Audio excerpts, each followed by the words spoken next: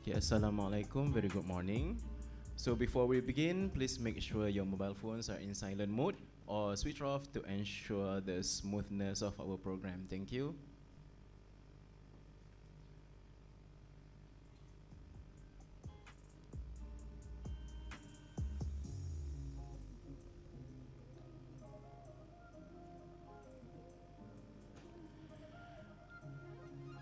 Okay, ladies and gentlemen, please rise for the UniMAP official song, Wawasanku.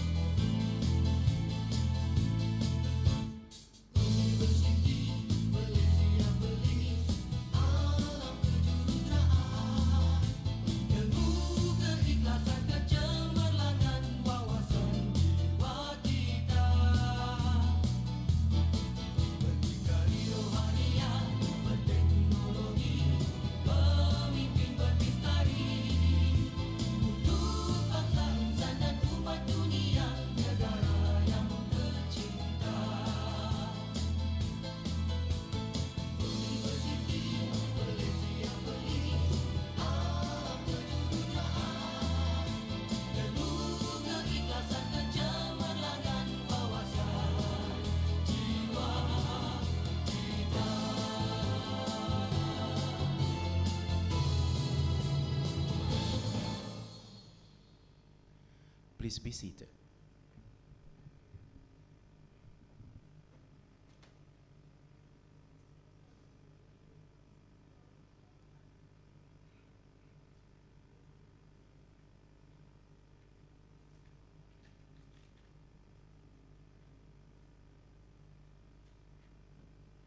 أعوذ بالله من الشيطان الرجيم.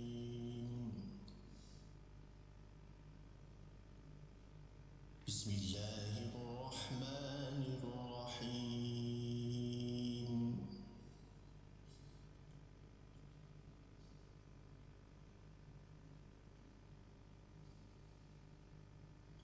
قل اللهم مالك الملك تؤتي الملك من تشاء وتنزع الملك ممن تشاء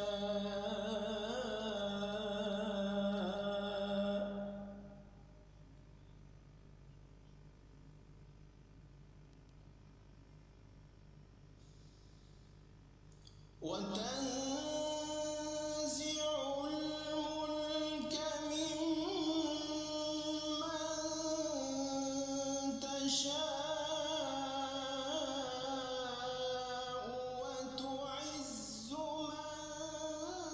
من تشاء وتذل من تشاء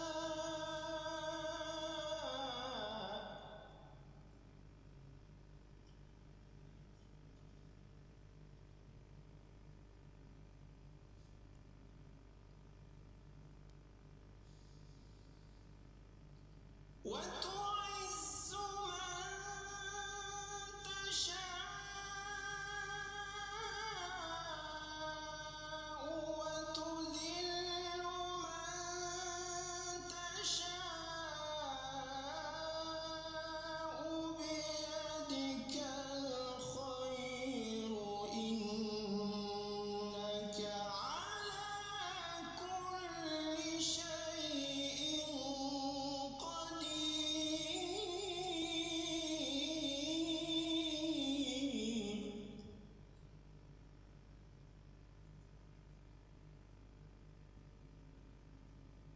تولج الليل في النهار وتولج النهار في الليل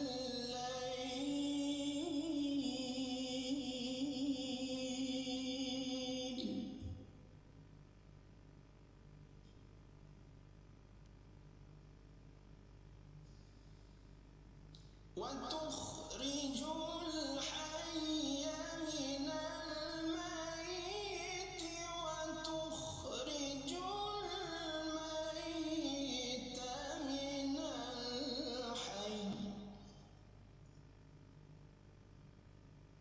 وترزق من تشاء بغير حساب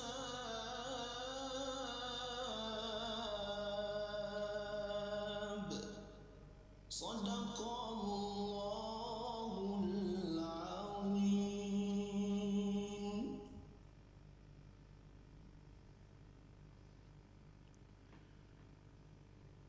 Assalamualaikum warahmatullahi wabarakatuh.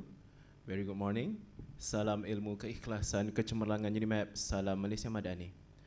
The Honourable Associate Professor Technologist Dr. Rozianti Rahman, Director of Centre for Graduate Studies CGS, representing UniMAP Deputy Vice Chancellor Academic and International, Deputy Directors, CGS team, respected judges, Professor Dr. Abdul Hamid bin Adum, Faculty of Electrical and Engineering Technology, Professor IR Dr. Muhammad Khairuddin bin Mat Arsyad, Faculty of Electronic and Engineering Technology, Professor Madya Technologist Dr. Nur Hafiza binti Muhammad, Faculty of Mechanical and Engineering Technology, and Professor Madya Dr. Sharmini binti Abdullah, Faculty of Business and Communication.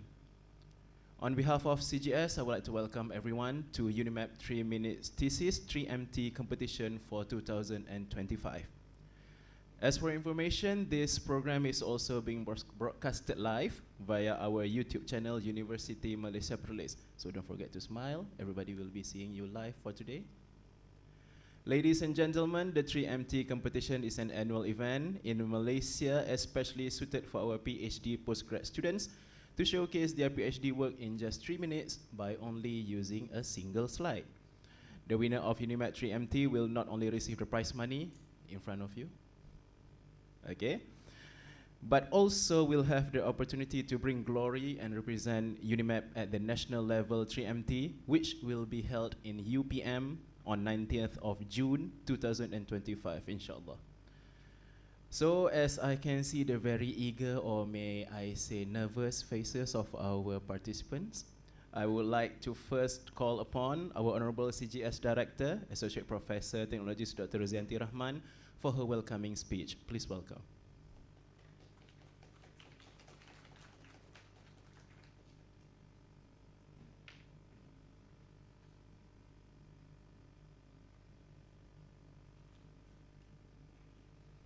Bismillahirrahmanirrahim. Assalamualaikum warahmatullahi wabarakatuh dan selamat pagi kepada semua. Terima kasih kepada pengerusi majlis. Saya mewakili yang berbahagia, Datuk Net Chancellor, untuk memberikan sedikit ucapan dan juga merasmikan majlis. Yang berusaha, profesor-profesor, dekan-dekan, wakil dekan, penyelia, para pelajar serta peserta pertandingan 3 Minute Thesis 2025 yang dikasihi sekalian. Terlebih dahulu saya merakamkan setinggi-tinggi ucapan tahniah atas penganjuran pertandingan 3 Minute Thesis 3MT peringkat UniMAP pada tahun 2025. Saya berasa amat berbesar hati dapat bersama-sama dalam majlis yang menghimpunkan para penyelidik muda yang berbakat dan berwibawa. Mereka ini seperti yang kita tahu telah mencurahkan komitmen, masa dan dedikasi terhadap penyelidikan masing-masing, dan insya-Allah melalui pertandingan 3 Minute Thesis ini, mereka iaitu pelajar pasca siswaza akan membentangkan penyelidikan mereka kepada khalayak umum dalam bentuk yang ringkas, padat dan menarik. Hadirin sekalian, pertandingan 3 Minute Thesis merupakan platform yang unik dan mencabar di mana ia memberikan peluang kepada pelajar untuk menyampaikan idea, minat serta penemuan mereka dengan cara yang dapat difahami bukan sahaja untuk komuniti akademik, malah masyarakat umum. Pertandingan ini bukan sahaja mengasah keupayaan komunikasi tetapi juga menyemai semangat inovasi dan kreativiti dalam penyelidikan serta memperkukuhkan hubungan antara akademik dan masyarakat.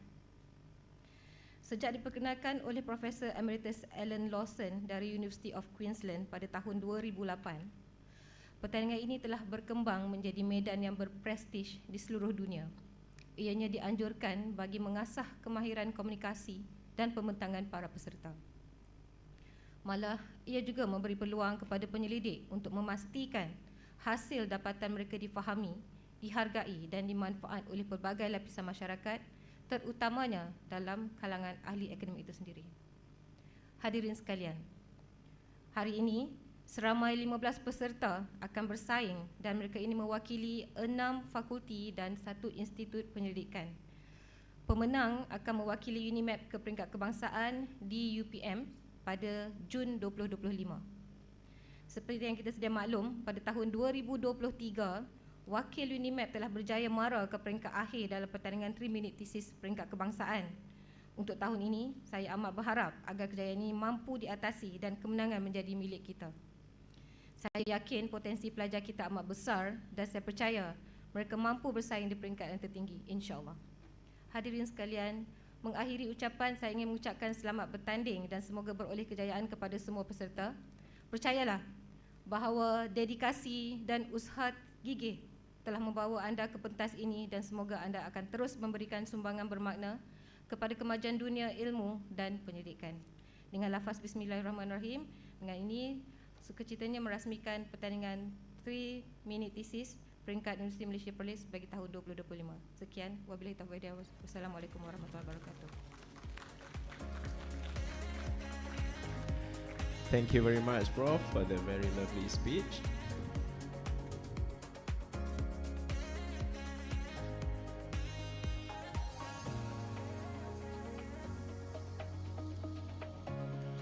Okay, ladies and gentlemen, now it is time for us to divert our attention to the participants.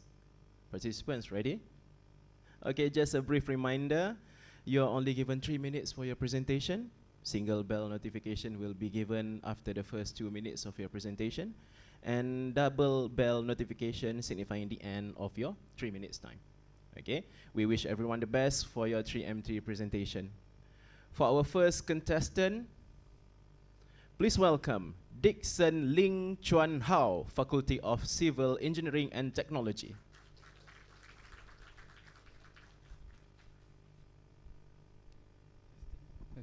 Testing. Okay. Fire events in the building especially is very important as it's related to the human life. There's some market product which is such as intermittent coating for steel structure and double wall construction. However, on the other perspective, plaster is not just an finishing, but it have a potential to use as fire resistant as well for double function. With the help of the geopolymer technique, as it will improve, especially in fire resistant. Today, I will introduce a new and innovative construction material, which is plaster mass made by geopolymer, or we can call it as geoplaster. Geoplaster, in my study, I'm using 1-part geopolymer method. 1-part geopolymer method is just mixing all the raw material with water, just like mixing the cement. Geopolymer plaster have a lot of benefit. First, it will reduce the carbon dioxide emission. It didn't use any temperature during the production. Besides that, as we know that geopolymer is made out of pozzolanic material, which is using the industry waste material or industry byproduct, so it will save the raw material costs. Moreover, as we know that geoplaster or geopolymer have good in fire resistance, and it will also save the cost. As we know that when we apply the geoplaster, it just apply a single coating which have the function for fire protection as compared to the others, the traditional plaster method. Geopolymer plaster, or we call it geoplaster, have an advantages also on this. There is a durability, have a good durability, and can set faster, and is very suitable to be used in conventional, residential, and even in industry building. geoplaster have give best properties and become a sustainable development material in the future. So, last but not least, geoplaster can be used as a sustainable material, and it will have innovative development and have a future adoption by the worldwide as the best properties of the geopolymer plaster in application.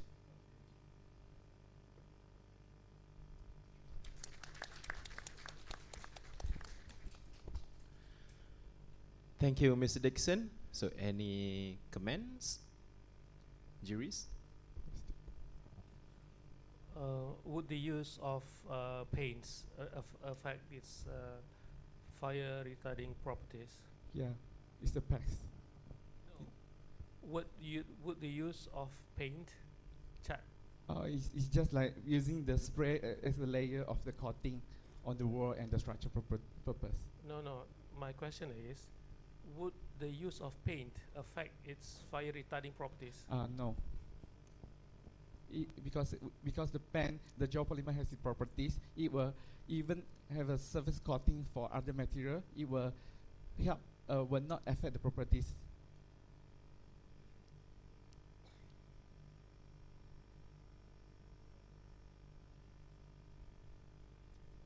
What about the strength and also the what we call it water repellent? For the compared to, strength, compared to conventional cement. the strength is almost the same as the conventional, and is very good for water repellent, also because they have a lower water absorption and water repel capability. I have a question for you, Dixon. What basically the specific mechanism which geopolymer provides fire protection? Because for the basic mechanism, as it will forming, we say that there is a forming a layer, and it will protect the fire even when there is a high temperature. It will not attack. It can withstand the high temperature, which will protect the internal buildings or the people inside for them to escape during the fire.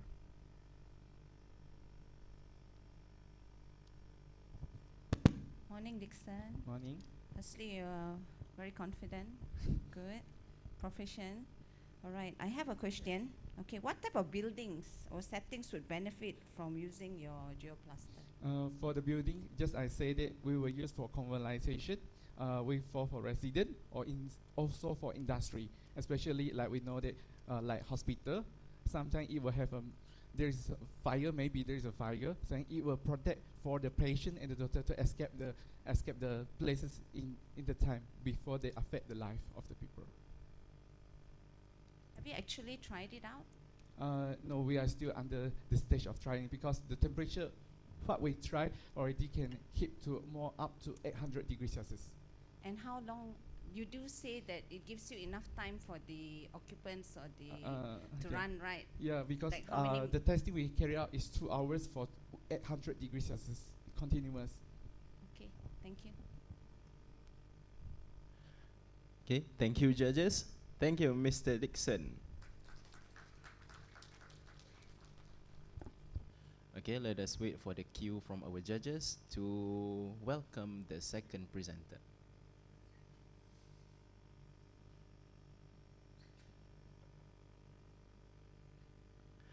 Okay, now we would like to invite our second presenter. Please welcome Muhammad Afifi bin Muhammad Shukri, Faculty of Electronic and Engineering Technology.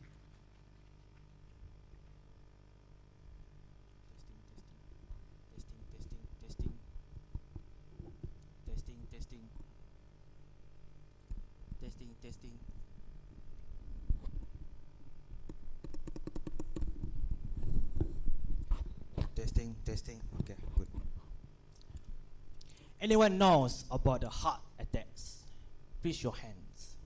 The heart attacks occur when the blood flow to the heart is blocked. At US country, one person dies every 30 seconds and 700,000 people dies in the year 2022 caused by the heart attacks. facts come from the US centers. Can you imagine if one day your parents or even you are suddenly collapsed when nobody at homes? Now we have 3 entity system to monitor human activity in connection. First, camera based system, wearable based system, and radio frequency based system. However, this system has some limitation. Why? Because the raise privacy issue and make the user uncomfortable wearing the devices, and radio frequency signal always low, weak, and can be affected at the loss within the window environments. So how we want to solve the problems? That's why Mari should contribute to develop a wireless sensing system to monitor human activity in real times. 3 novel human activity are introduced in my research. First, standing dizzy. Second, shivering. Third, stand collapse heart attacks. What is the impacts of my research? First, without physical contact. Why? My system is more friendly, comfortable, and safe. And second is save people life. Why? If the system can detect the heart attacks, the system can be notified to the doctors or nurse to save the early treatment like CPR. In conclusion, the wireless sensing system is low cost and low compact, can make this system more accessible to the real world application such as hospitals, office, and homes. That's all for me. Happy Teachers Day. Bye.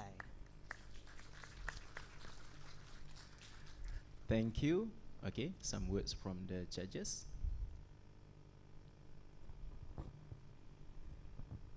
Thank you, Afifi, for your presentation. So I understand that you are working. Is it basically just for the heart attack, or you monitor any other activities rather than that? Okay, basically I monitor 8 different activities: jumping, raising hand, sitting, raise hand, sitting shaking, shivering, and stand collapse. So we have 2 types of image classifications: normal detection and abnormal detections. It's my research scope. So basically that measurement, I mean the activities, is comprises 8 activities. Yes. It's given the data for the heart attack or any other disease as well. Heart attack is one example activity in my research. So we have 8 different activities to monitor. Right, okay.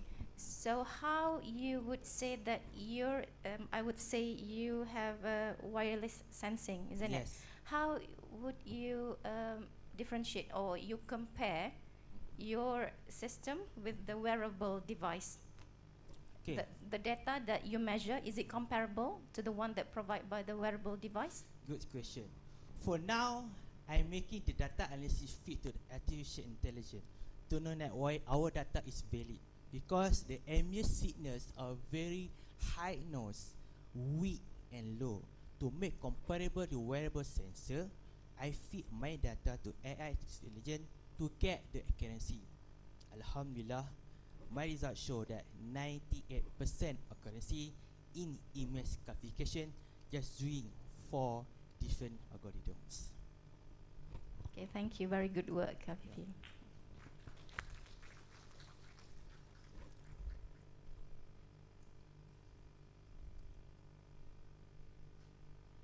Okay. No, wait. Okay. All right, a Yeah. simple one. Yeah. Okay, what role does your deep learning play in your communication system? Type of deep learnings. What role? What role? You're saying you're using deep learning, right, to Okay. recognize the 8 activities? Because we want to make sure that our data can be classified, because we have 8 different data. So we want to see the accuracy for our data is valid. That's why we can see, we want to measure the accuracy and loss. If our data very high loss, our system cannot make the different classification. That's why I feed to the AI. So that's why you're using deep learning. Yes. All right. Okay. Thank you. Yes. Well done. Okay, thank you, Mr. Muhammad Afifi.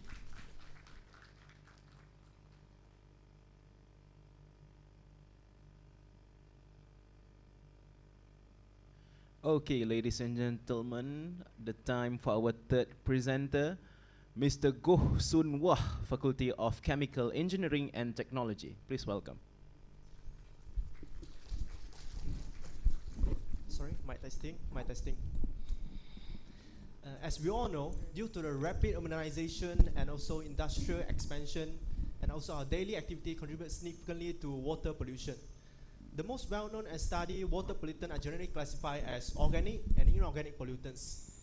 Apart from these two major types of pollutants, there's a class of pollutants have received far less attention, which is this microbial pollutant. Microbial pollutant is particularly concerning in my research because they can lead to serious health issues like diarrheal disease, which commonly result from drinking a microbial contaminated water. According to WHO report, there are approximately this tremendous amount of 1.7 billion cases of diarrheal disease yearly and causing more than 500,000 child deaths annually. Currently, the conventional method for disinfection includes the chlorination, UV light radiation, and ozonation. However, these approaches have significant drawbacks like the use of toxic chemicals, high energy input system, and the potential generation of toxic byproducts. This is exactly where my research aimed to make a difference. My PhD research is all about to develop a novel tri-functionalities composite that consists of magnetic, photocatalytic, and also temperature responsive properties. At first, it consists of an iron oxide core that provides the composite a magnetic separation ability, mainly for recyclability and usability purposes. Then I immobilize a hybrid polyisometalate onto the iron oxide core that acts as a photocatalyst. Whenever there is a light radiation like sunlight, it initiates photocatalysis producing a strong and reactive radicals that can attack and kill the microbes. On top of that, I further graph a temperature responsive properties at the outermost layer of the composite that gives the composite a phase transition ability from hydrophobic to hydrophilic around 32 degrees Celsius. Whenever the temperature above 32 is hydrophobic and below 32 is hydrophilic. The idea of how this composite can really apply in a real life water treatment setting is like during the night time when the water is cold, my composite is in hydrophilic state where it allows the diffusion of the microbial pollutant into the composite and absorption happens. Now they carry the pollutants during the night time, and during daytime when the water is heating up, there's a phase transition for the composite from hydrophilic to hydrophobic. Now they don't like water. They tend to float on the surface of the water where they can receive the maximum amount of sunlight, initiate the photocatalysis, killing the microbes. And finally, by inducing a magnetic field, all of this composite can be separate from the purified water, and the purified water is off the go. In conclusion, my research offers a sustainable disinfection alternative that without needs of the chemical and no toxic generation and no toxic byproducts being generated, and also it's only sunlight is needed to initiate the disinfection process. So I hope my research could raise the awareness of this microbial pollution so that an immediate action can be taken to save all of these 500,000 innocent lives lost every year. Thank you.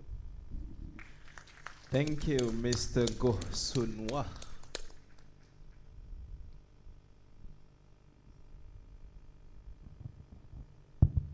Morning, Yeah, morning. Mr. Goh. All right, very general question. I Okay. was just looking at your title. Okay. Okay, you did mention the word smart and sustainable. Yes. Okay, may I ask, what makes, what about your material Okay. that you say which is smart and sustainable? Yeah. When you how is it smart and sustainable when you compare it to conventional water treatment Okay. options? I term it as a smart material because they are all stimuli responsive. Is having a three functionalities that can respond to the stimuli like the magnetic, and also the light for the photocatalyst, and also the temperature responsive. Since when there is a temperature difference during the day and the night time, it can automatically change the phase from a state that it likes water during the night time, and during the daytime where the water is heating up, it becomes a hydrophobic state. So it changed from a state that like water, they can diffuse in the water, and then to the state that they don't like water, so they float on top of the water. So it's actually item is smart because it can respond to the stimuli. Now, when the time they can float on the water, they can automatically receive the sunlight and initiate the photocatalysis to kill the microbes. And the sustainable because it only requires sunlight to disinfect those microbes. Yes. Hi, Mr. Go. Uh. I think when you mentioned about smart material, is it referred to ion? Refer to Ion? iron oxide, hybrid polyoxide. So ion oxide. Yes. So any other type of material other than that? Yeah. Iron oxide is a part of the magnetic responsive material in the terms of smart material. There are other types. This iron oxide used is magnetite. There's several types of magnetic responsive material also can be termed as smart material in the category of magnetic responsive material. Then light responsive material like this photocatalyst, they also can term as smart material because when they receive light, they're having the reaction. So in that case, zinc oxide also can be yes, used correct. for Because zinc oxide also a category of semiconductor material. Yeah. It's similar to what I'm using. So why you choose iron oxide rather than other metallic like zinc oxide material? Why do you choose this one? The purpose of iron oxide in my case is only for separation purpose. If like Zinc oxide. Zinc oxide is actually similar application as my hybrid polyoxometallic. The reason I choose hybrid polyoxometallic over the zinc oxide is because my hybrid polyoxometallic having a lower band gap. Band gap in the photocatalysis is something, the energy needed for the light to initiate the electrons to the conduction bands that having an electron and a host that can participate to produce the radicals. My hybrid polyoxometallic have very low band gaps, meaning that it can be the photocatalysis can be happen even just sunlight. Zinc oxide might need a UV light to initiate the process. Okay. So it's only work when you have the sunlight. Is it normal light? Yeah, the white light is also possible. Yes.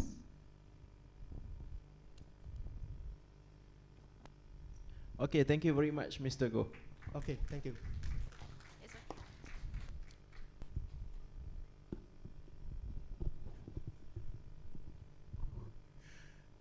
Okay, our fourth presenter, please welcome T. Ho Woon from Faculty of Mechanical Engineering and Technology.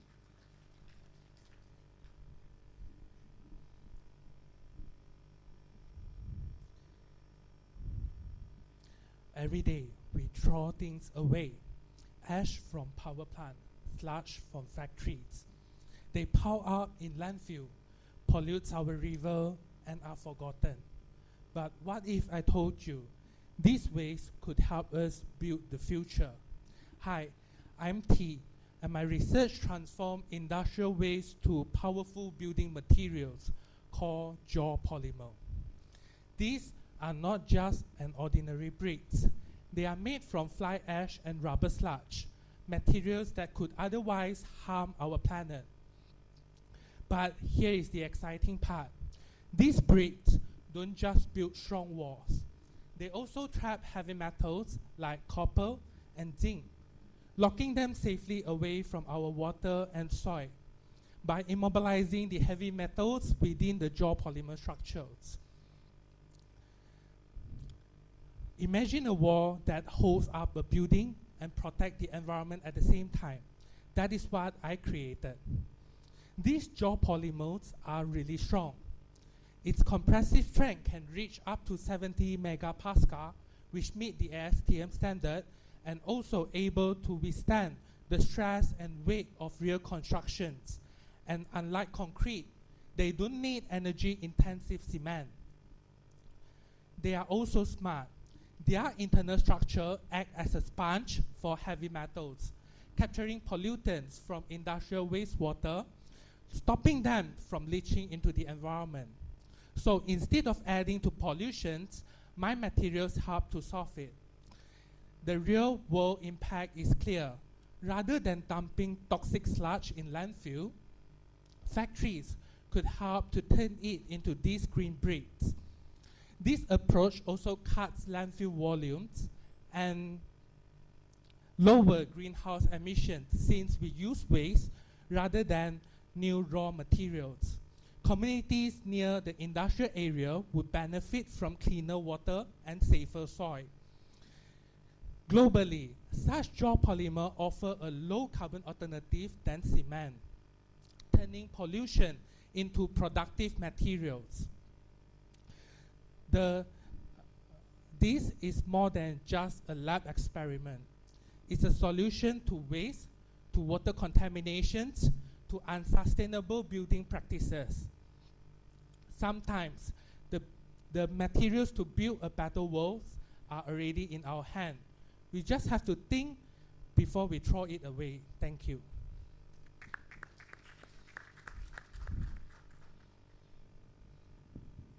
My question is, to be able to convert all this waste into these bricks, what is the power consumption? Is it similar or less or more? Okay, the power consumption will be lesser since we use industrial waste rather than we go and grind limestones, heat it up to 1500 Celsius. So, as mentioned, the production of cement is energy intensive. So, by using geopolymer, it will reduce the energy usage.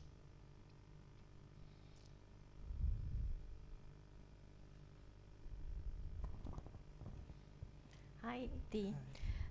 One question from me. So, how do you see your research impacting basically in a construction field or society in the future? Okay, impact in terms of environment or, okay. The main idea of me doing this research is because a lot of people have done geopolymer research, but my idea is whether is it who will buy this idea? Who will buy the property made out of waste? Is it safe for human to live in waste? This is a big questions where we don't aware, but we just developing geopolymers.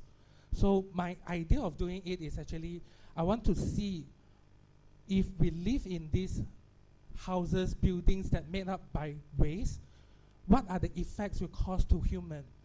What are the effects will cause to the environment?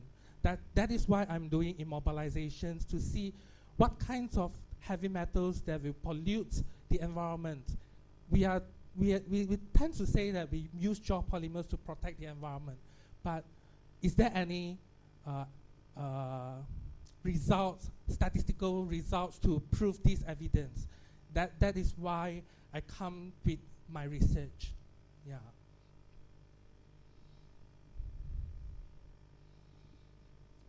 Okay, thank you, Mr. T. Okay, ladies and gentlemen, our fifth presenter, Mr. Duan Rigen Anak Broster from Faculty of Civil Engineering and Technology.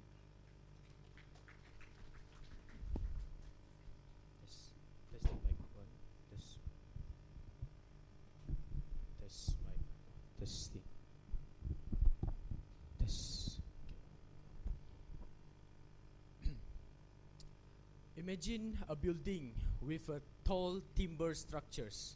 Everything looks perfect, but hidden inside there's a joint where the timber meet the steels. So a small mistake in the bolt configuration could mean disaster. Hello, my name is Duen, and this is my research which focus on how the arrangement of the bolt may affect the stiffness or rigidity for the Malaysian hardwoods. We often think that the timber or the wood is a traditional, but today's timber structures are engineered and high technology. One of the famous in Malaysia material is glulam, or we call it as glued laminated timber, made of layers of the hardwoods bonded together, strong, sustainable and beautiful, but only if the joints are done right. So here's the challenges. Current standard building that we use, like Eurocode 5, It doesn't consider the spacing or the board layout or the timber thickness. It only considered the wood density and also the bolt size. So I tested 120 specimens of glue lamp which made from our local crewing hardwoods, changing in the bolt layout, changing in the distance of the bolts and also the timber thickness and more. I also tested how stiff each of the connection was when we applied the force along the grain, just like in the real constructions. So what did I find?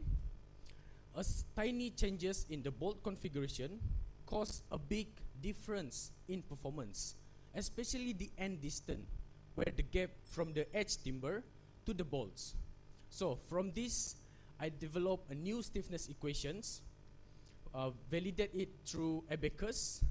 So a result, a more accurate, a more safer and cost efficient to design the timber joint. This research doesn't only make the building safer, it also reduce the construction waste, cut costs, and also promote the sustainable timber as strong alternative to concrete and steel. So next time if you see a tall beautiful timber building, just remember it's not just about the wood or the timber, it also about the bolt behind the beauty. So that's all from me. Thank you. Thank you, Mr. Dwayne. My question is, you see last time there's no such thing as, we never hear anything about earthquake being felt in Malaysia, but now we do. Do your work actually consider some of the effects of earthquake to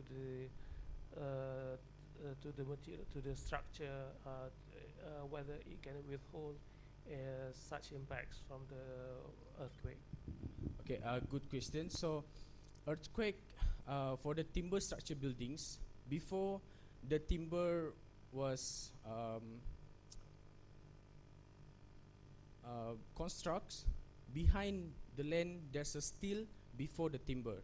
So the steels that which we call it the smart steel there, smart building, by using combination of the steel and the timber can prevent the earthquake.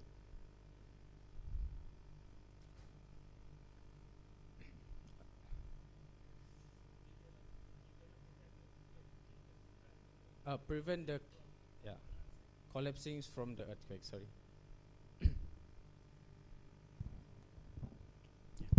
Okay, hi, Duane, is it? Yeah, Duane. Okay, all right. Again, I was just looking because I know most of you are using the word smart. So Yeah. again, my question is, what do you mean by smarter timber connections? So I assume this is smart connections where the steel is not just about the simple steel. It was steel, wood steel, which the combination of the steel wood steel. So I assume that is smart because most of the constructions material by using the concrete and steel. So this time is about, as we saw in the picture there, the steel wood steel connections. Yeah. Duan, your study based on the steel connection, right? This the one, right? Yeah, steel wood steel connections. Do you consider the size of the material, the size of the board, the type of the wood in your study? Because I think that should also play the important role, right? For the strength, provide the strength. Yeah. Type of the wood, type of steel, size of steel, size of bolt. Yeah, actually for my research I considered the bolt size. For currently I'm doing the bolt size with 8 millimeters diameters of the bolt, which can afford the timber's strength. Number of bolt also, right? Yeah, bolts.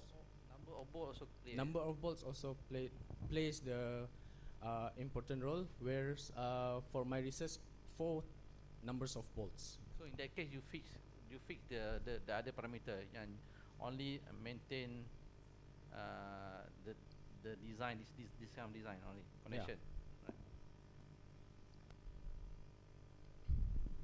from the question from Ms. Sharmini, I do feel that sometimes we overuse the word smart. Usually it means its ability to decide. Like in the one of your friend's cases now, it is able to react accordingly on its own accord based on the environment, whether it is light or whether it is cold, whether it's heat. The extra strength or things like that does not really make it smart. Usually it has to be able to react automatically or autonomously.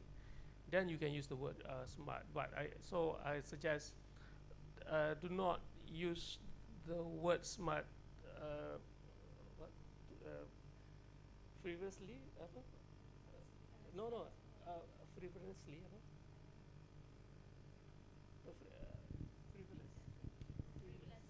Frivolously. Right. Okay, thank you, Mr. Dwayne. All right, thank you so much.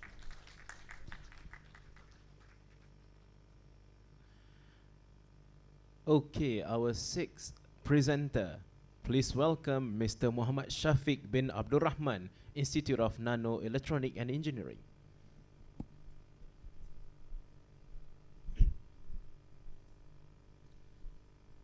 Imagine trying to solve a maze.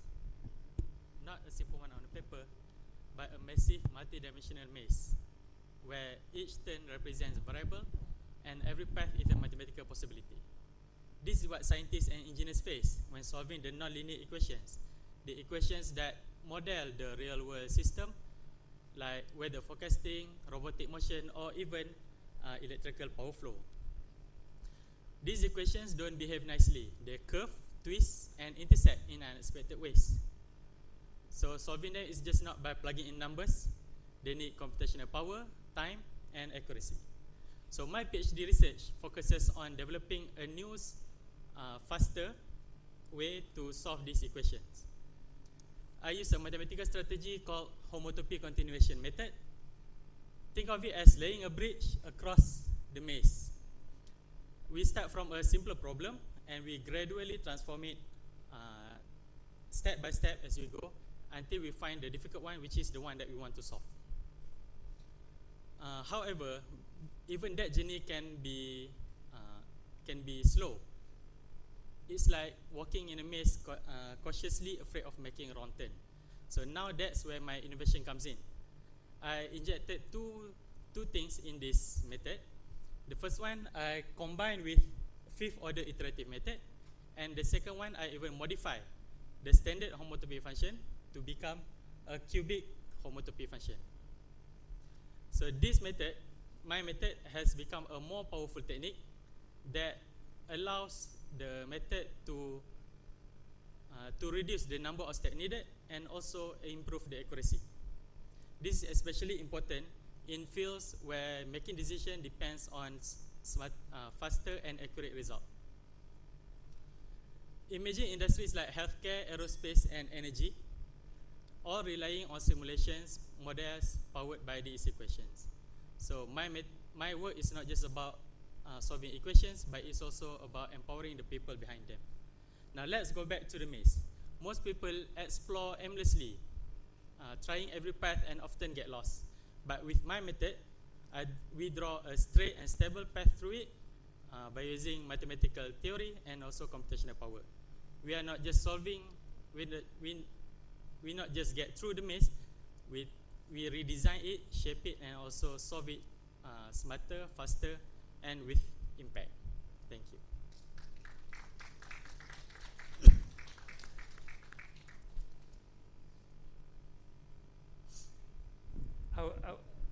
I will not try to act as though as I understand, but I think you use some analogies to explain what you do.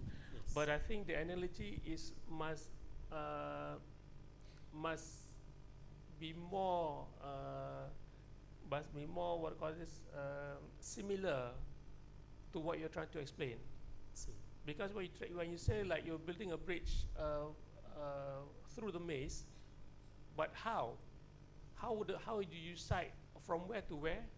How do you start from where is the starting point, where is the ending point? That is, people will be wondering how. Actually, the bridge is an analogy because I understand. Okay. But you don't explain how. I see. You say you build a bridge, but how do you decide how do you decide how the bridge where the start of the bridge and where the end of the bridge? Understand or not? Because you see, we can imagine the bridge, but how? You mean, Prof, like how the bridge act in the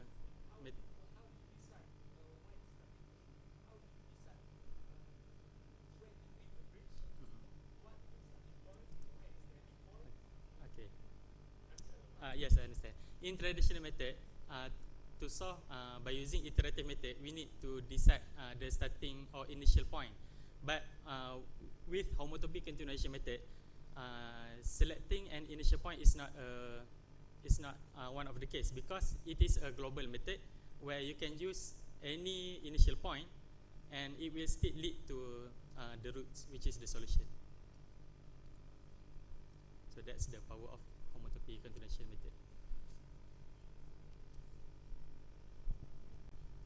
All right. Okay. I'm also not very well versed with this area, but I'm just wondering. I mean, I know you're highlighting non-linear equations, Yes. but you did not highlight what is the problem. What are you trying to solve by using homotopy continuation method? Like what kind of what kind of non-linear problems you're trying to solve here? Okay, actually my problem is we want to solve the non-linear equation, which is any equation. It could be quadratic equation or transcendental equation, and we want to find an accurate roots for the equation. Let's say I'm giving you an example. Okay, let's say we're talking about the very quadratic equation. Let's say x squared plus 2x plus x. So we want to find what is x1 and x2. Okay, so to find the x1 and x2, we can just by using formula. But let's say if the other equation that don't have a formula, so we have to use iterative methods. And we also want to find the most accurate result, which is, let's say, any numbers until how many digits do you want? So that is yes, yeah. We want the actual solution to be more accurate and faster compared to other methods.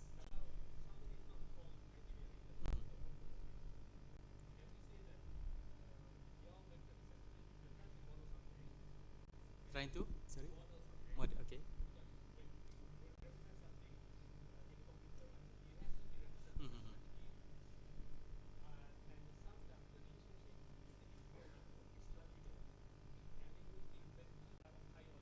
Yes.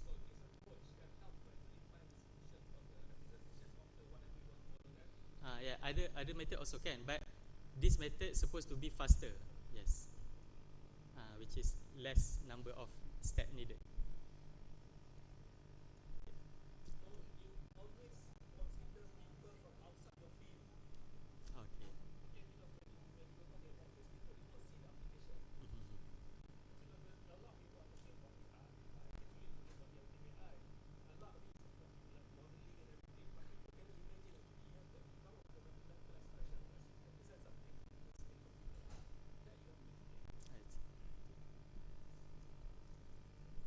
Okay. Okay, thank you, Mr. Muhammad Shafiq.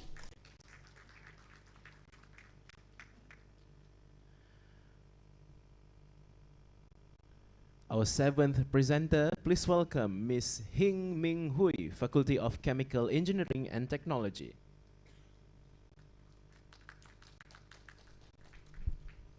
Testing? Okay, good. Good morning and happy to be here.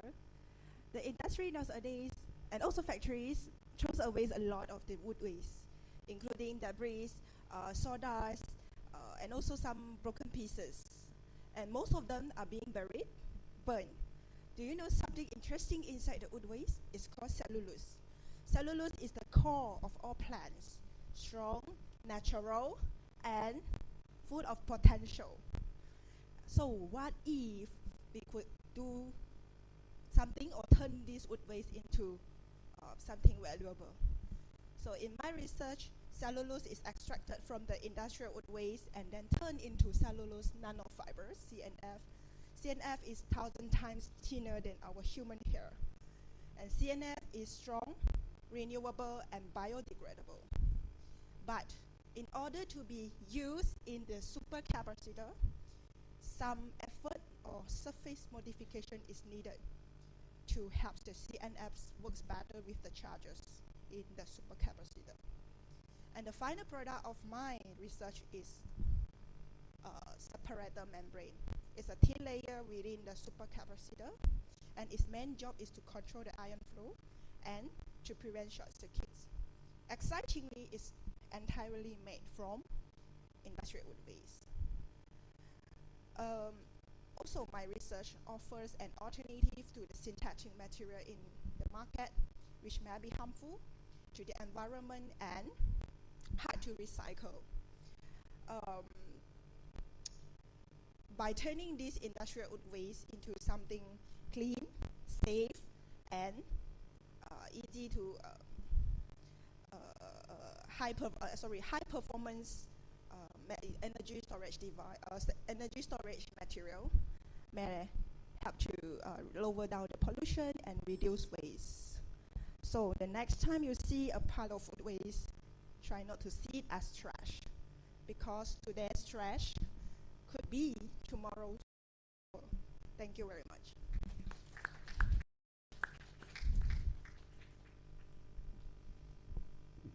What is the scalability of the process? So far, the scale, okay. So far, it's still in lab scale yet. I know it is lab scale. I'm asking about the scalability. Scale, sorry? How easy or how difficult it is to actually put that in the into industrialize it? A good question, but sorry, I am unable to answer you right now. Yeah, but it's still, because it is still under developing stage. Hi, Hing. Yes. I've seen that there's a few process involved, so it is quite lengthy. Do you think the process to get the separator? There are few, yes, chemical process, and eventually it need to be casted as a membrane. And do you think it's worth, or how does it the cost basically to get the final product? The cost may not be too high for now. But I'm sorry, because I haven't calculated the whole cost right now because I'm very fresh, right? So throughout the first few process that I've already encountered, it was majority from the biomass, and I was using less chemical, greener chemical compared to the conventional process. Yeah, so the cost may not be higher than the conventional one. The performance of the separator, that will be my last stage of the research, but now I'm still in the pre-mid stage, so I cannot. Pardon? Yes, I'm still doing that. Hey, Yes. okay. I just insisted on the colors, from the brown to clear and then to white. How it transform? Some bleaching, of course, bleaching needed. Bleaching, alkaline bleaching is needed from the brown wood waste. Yes, to white color, and then we extract it into nano size. The nano size is in gel form, so it's in transparent. Transparent, and Yeah. then to In the the white. end, we casted because some modification is introduced. So when we casted with different concentration, it will be somehow like white color, or the color will be lighter. Yeah.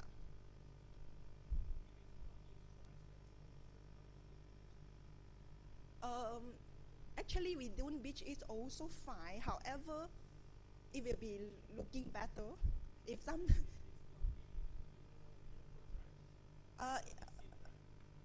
Not for electrode. It's a separate.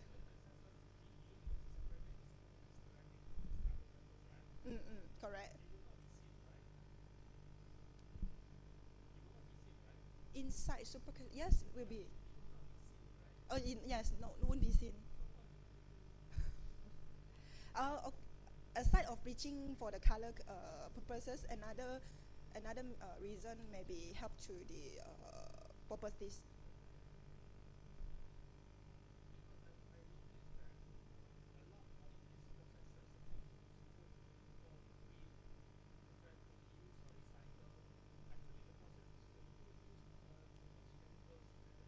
Yes, I agree with you. Yeah.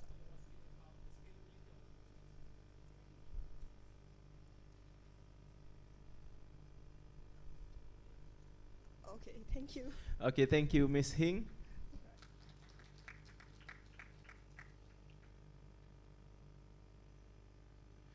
Ladies and gentlemen, please welcome our eighth presenter, Mr. Mio Ahmad Zainal bin Mio Mohamud from Faculty of Electrical Engineering and Technology. Testing. Assalamualaikum. A very good morning. I'm Mio from FTKE. Before I start, let me ask you something. What would you feel if when you are resting at home and suddenly the power goes out, the lights go off, the fan stop, everything just die. Okay, very frustrating, isn't it? Right? Okay, this can happen because of something that most people don't see. Is a flashover. The flashover is a sudden electric spark that happen when the insulator get too dirty or polluted. Okay, actually this high voltage insulator is a very critical in delivering electricity safely across long distances. But when the insulator exposed with a pollution like a dust, the salt from the coastal area, from a chemical from the industry, so the performance of this insulator can drop, and even the worst case it can fail, and that can trigger blackout. Okay, so currently the common solution, the method used is this regular cleaning, but this method is costly, time consuming, and need to be repeated often. So in my research, I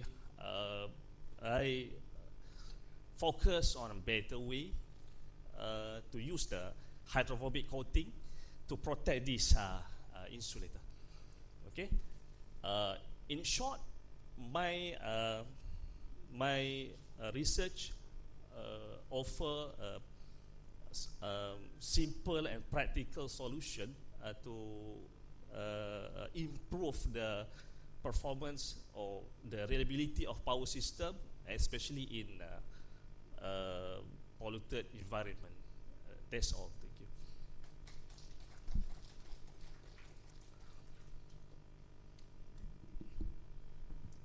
Thank you, Mia. So as I understand, basically you are introducing a method to self-clean the insulator? Yes, exactly. Am I right? Yes, yes. Right. So comparable to traditional method? Yeah. Right. So traditional, basically how frequent we need to do the cleaning? Based on electric provider in Malaysia, they often do this cleaning 3 to 4 times in a very polluted area in 1 year. You mean polluted area? Have you specified which area is less polluted? I mean, you've done your literature, right? Yes. So can you provide that? When you say that polluted, less polluted, so I would think that you have You mean the area? Yes, statistic, so that we can know how you define polluted, less polluted. For example, in Perlis, how would you define that? Is polluted or less polluted? Yeah, understood. Okay. In northern region, this area is the polluted area is based on TMB, based on electrical provider in Malaysia. The area is the polluted area is at the plantation area because of the chemical from the fertilizer. Yes. Then how's the traditional cleaning been done? Yeah, by using wash by water. Is this by labor, by human? Yeah. Right. Yeah, So this is you come out, and then with your, how does it work? Basically, it will do frequent cleaning, or? Yes, the frequent cleaning. But they have to shut off one of the line to do the cleaning because it's the transmission line. Right. Okay. Thank you.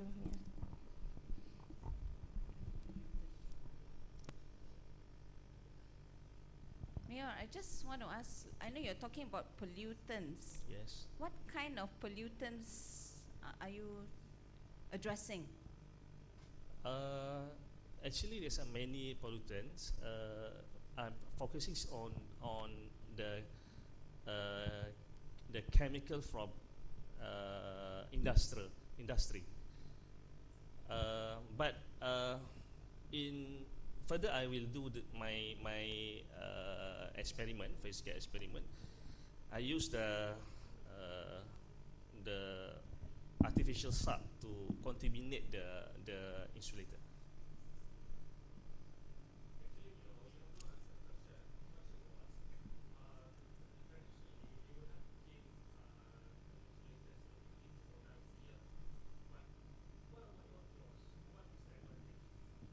Oh, it's a self-cleaning.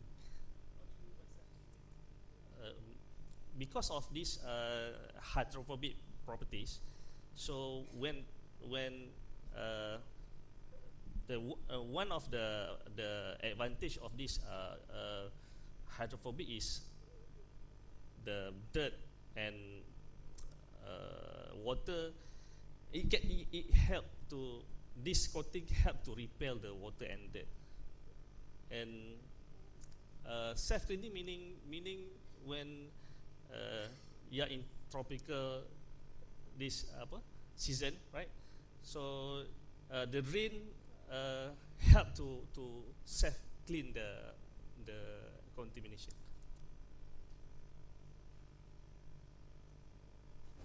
Okay, thank you very much, Mr. Mio.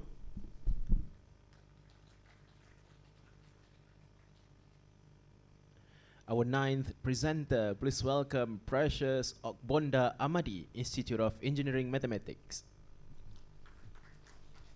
Okay, testing. Okay. Today, our world is connected.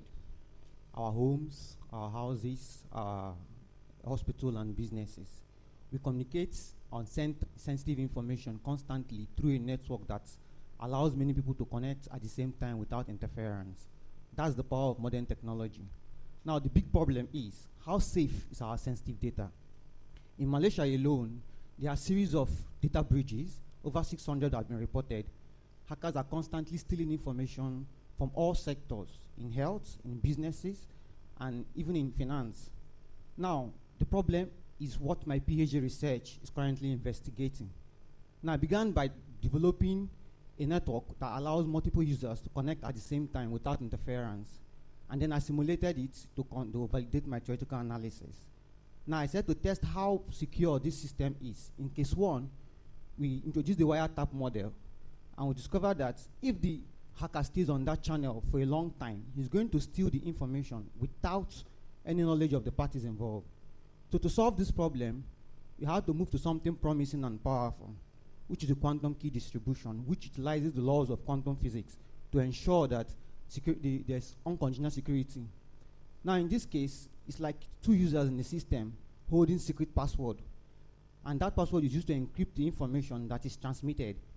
Now, if the hacker makes any attempt to steal information on the quantum channel, now the laws of physics, quantum physics, forbids it from doing that because it's going to alert the users, and then they'll halt the process. Now, it's no longer how much or how fast information is being traveled, but how safe your information is.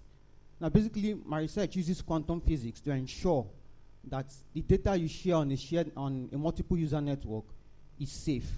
So this fights, it's a contribution to fight against data breach, on security breach. Thank you.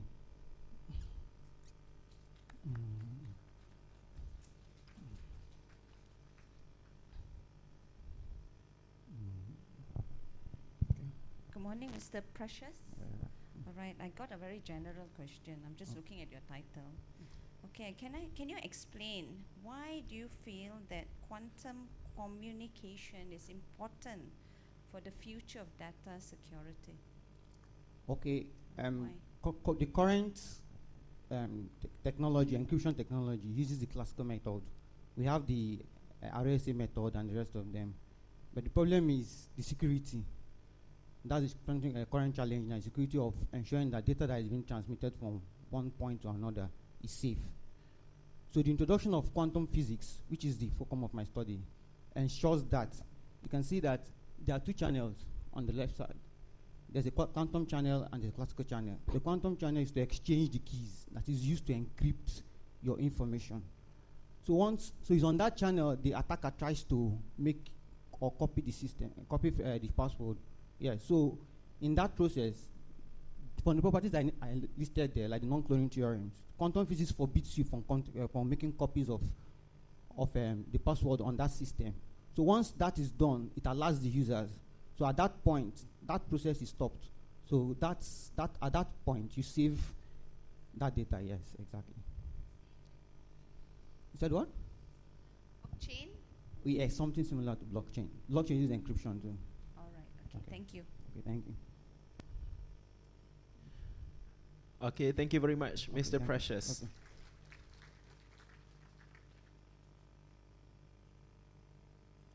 Our 10th presenter for today, Mr. Kor Kang Zeng, Faculty of Chemical Engineering and Technology. Testing. What if, testing. What if a single material could clean polluted water and generate clean energy within a single system? That's the question behind my research. Today, the world is facing two urgent challenges: water pollution and the needs for sustainable energy. These are central to the United Nations Sustainable Development Goals, especially Goal 6, clean water and sanitation, and Goal 7, affordable and clean energy. For my project, I'm focused on develop a low-cost electrocatalyst which can enhance the important chemical reactions in chemical reactions. These chemical reactions are essential in technology like fuel cell and electrochemical wastewater treatment system. One promising candidate is graphitic nitride. It's a stable, metal-free, and importantly, environmental-friendly substance that can be synthesized from common substance like urea or melamine. As an electrocatalyst, it can support for two key functions. First, enhancing the oxygen reduction reactions, which plays a crucial role in energy generation. Second, breaking down the organic pollutant in contaminated water. By performing both tasks, it can offer the possibility of producing energy and clean wastewater within a single system.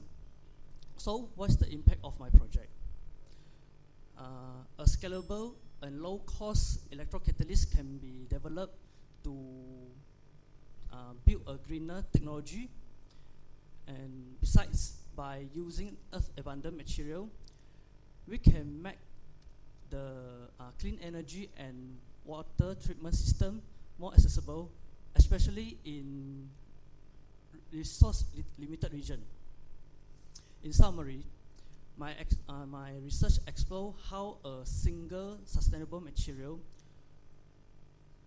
graphite carbon nitride, could alternative solve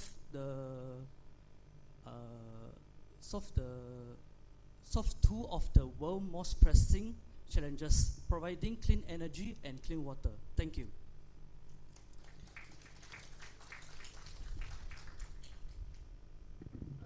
We hear the word sustainable often. Why do you say it is sustainable, and why do you say it's green?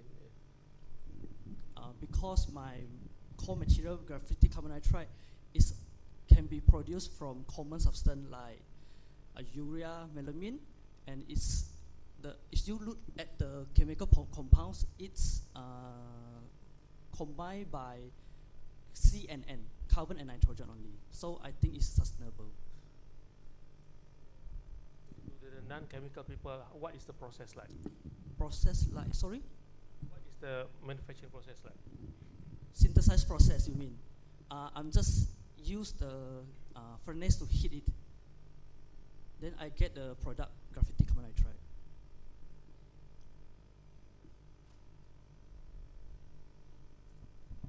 Is there any byproduct produced after the reaction? Meaning that, let's say, for example, for the cleaning the water or for the water treatment. Oh, you mean after the cleaning the polluted water? I think for example, if I take for the RR120 reactive rate 10, it can be produced just water and carbon dioxide, I think. Is it released in the water, or how is it? It's go to the evaporated. Yes.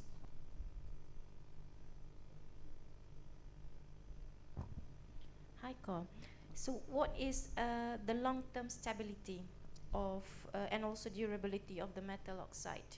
Metal oxide?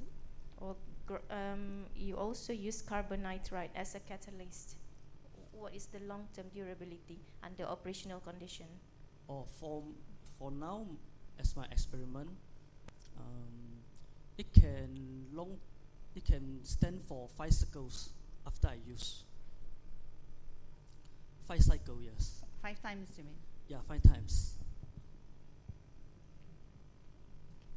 One last. Okay. Okay. What's so special about this combination? Can you combine it with other? Yes, it can be combined by something like metal oxides.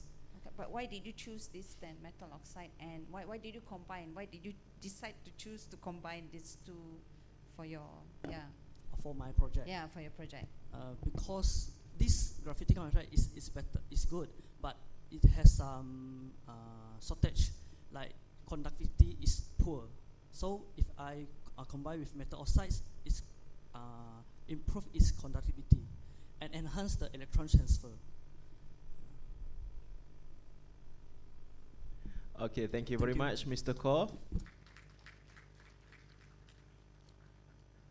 Our 11th presenter for today, please welcome Siti Mariam binti Zainul, Faculty of Electronic Engineering and Technology. Hello, testing.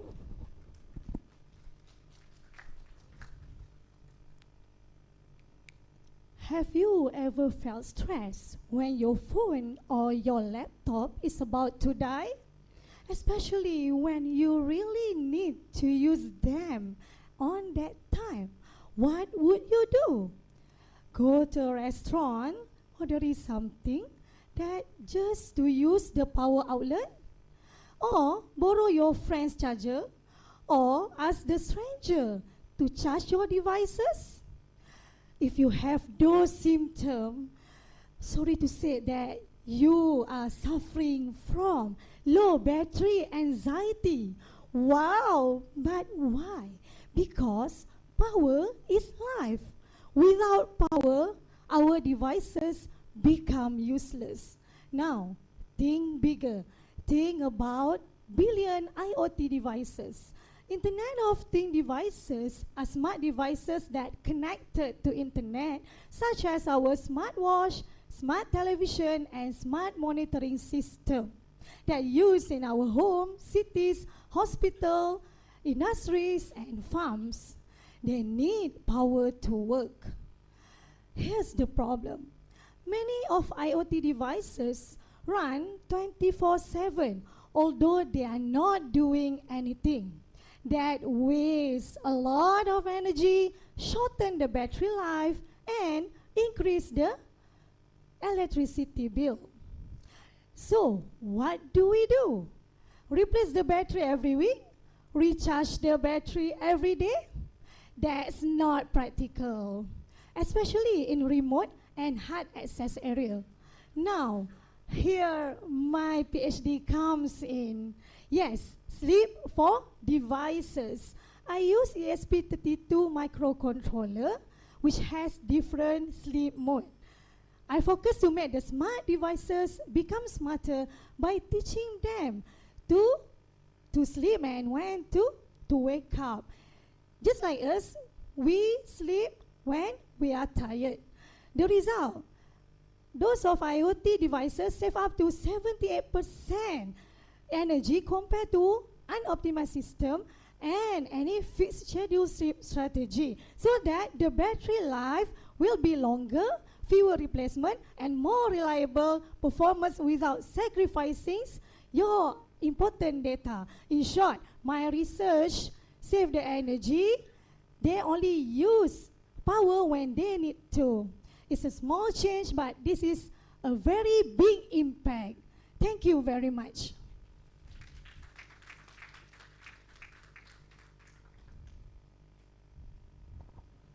Hi, Siti Mariam. So I think everyone here has the symptom of low battery anxiety. Yes. So you mentioned that you teach your device to sleep when you are sleeping. Sleep and wake up. Sleep and wake up. Yeah, sleep when no significant data, no changes. Just like temperature, when it's still 24 degrees Celsius for 30 minutes like that, so we just sleep. Right, so if we go to your mobile phones, so Yes. basically if you can tell us, the audience, how does it work? Yeah, Okay, we want to know how does it work. You mentioned that you teach your device to sleep, but how?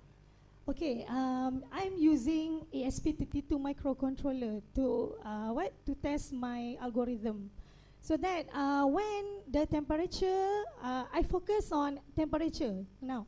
Okay, so when the temperature is not changed, so it will be sleep.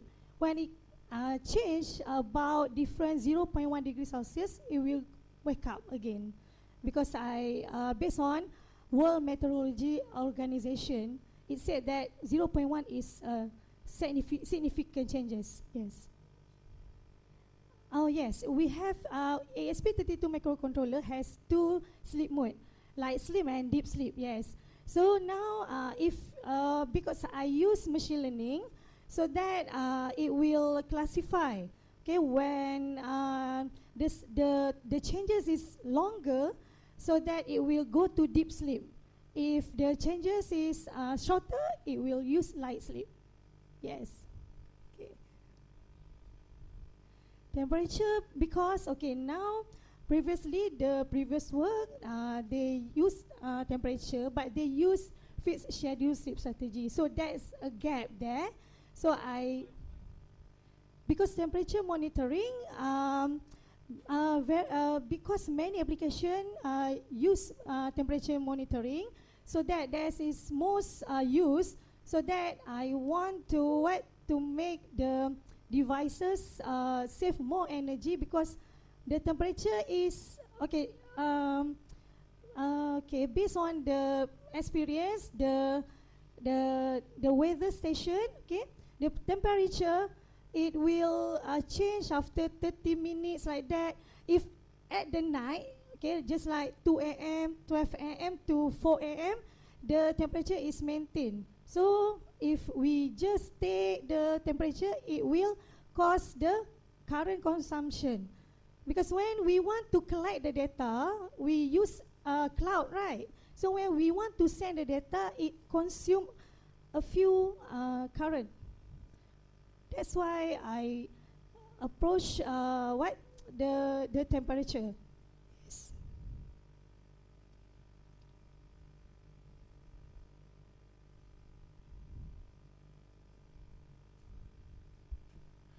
Okay, thank you very much, Miss Siti Mariam.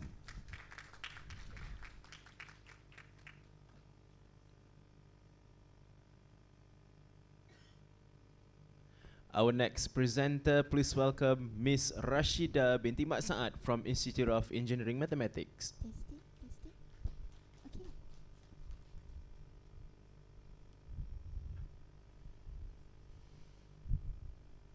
Okay. Okay, Assalamualaikum warahmatullahi wabarakatuh. Okay, my research is about before I start, okay, first let's imagine if there is a fire in someone's home. Okay, so what should we do? First, we call the authorities. And if we call the authorities, what we're gonna do? First, we need to state what is the problem, right? And then where is the location? So in the relation with my research, okay, first, and you can see it from here that there is a noisy image, right? And then we can see that there is noise. So we want to, if we want to denoise that noise, okay, so we need to know the exact location. That's the problem that exists. Sometimes when the denoising process occur, they didn't do the denoising process at the exact location when they try to replace the noisy pixel with the new pixel. So for this research, okay, we will show a three-step. For the first one, okay, if we want to identify the location of the noise, of course we need to perform a noise detection first. From the noise detection, we will create a database that consists of several images, and from there is a location of the noise. Okay, and if you have a database, then we can a database that consists of the location of the noise, then we will train the noisy image so that when the training process is performed, then we can try to remove the noise at the exact location. Okay, so when we train the database, okay, for this one we will use the machine learning, which is decision tree. Okay, different from the previous one. Okay, for this one we perform the decision tree in several directions. It's not only on one direction that focuses on the center of the pixel, but for this one, we will propose several directions, which is actually I propose until 20, and then we narrow down to 9 directions. And after we identify the location, and then we want to replace it with the new pixel. So I propose another one, which is frequency deviation median filter. It's based from the median filter, but I improve it by considering the frequency, the deviation, the order, so that from these three we come up with the new pixel value. So the result for this one, you can see it for the two, which is the grayscale and the color image that contaminated with the salt and pepper noise, and in the end the result will be that one, the clarity. You can see it that the resulting image is clear, and then the blur, there is no blur effect, and then there is no traces of noise at all. So for this result, I will say that these three approaches, which is SVD for noise detection, decision tree, and then the FDMF, the combination of these three managed to come up with a new hybrid method for image denoising. Okay, that's all. Thank you.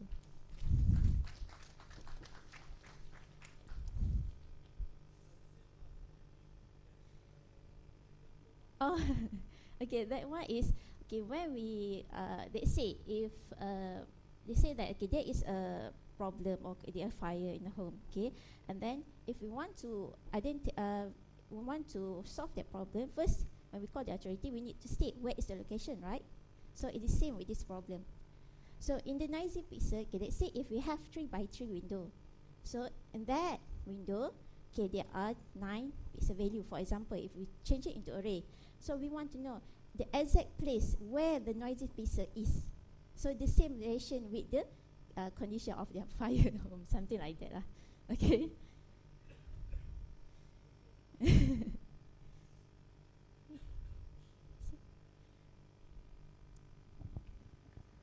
might be a simple question to you, okay, but I just want to understand. You highlight salt and pepper noise. Yes. Okay, how does that affect the image? Why are you just are there many types of Yeah, there are many noises? type of noises. Yeah, but may I know why did you focus on salt and pepper, and how does it affect the image?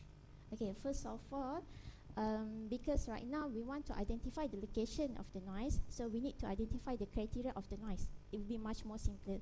So since there are several types of noise, we have like Gaussian, we have like speakers, we have like impulse noise, which is salt and pepper for this one. So for the salt and pepper noise, they have the criteria which is 0 and 255 value pixel value, right? So since they have this one, so it's easier for us to identify the exact location in the image window. Other than that, in the application field, if I'm not mistaken, sometimes in the medical field, there are some images contaminated with this type of noise. Okay. Yes. But maybe later on, maybe we can explore. Yeah. Yes. Yes. Okay, thank you very much, Miss Rashida.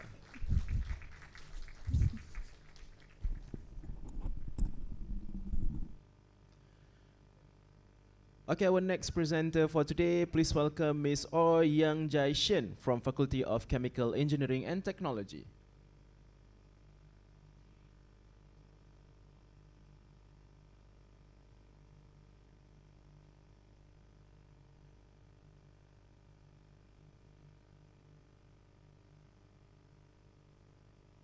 Thank you. Testing. Okay. Hi. Imagine using sunlight to clean dirty water. Okay. Or remove harmful gases from the air. Or even generate clean energy, all without needing expensive metals or toxic chemicals, just using sunlight and a special yellow powder, which is the graphite carbon nitride. So hi, my research explored a fascinating material called graphite carbon nitride. It's a powerful photocatalyst, a substance that uses light to trigger chemical reaction. So photocatalyst, you may thinking, what is that? So think of it like solar power chemical engines.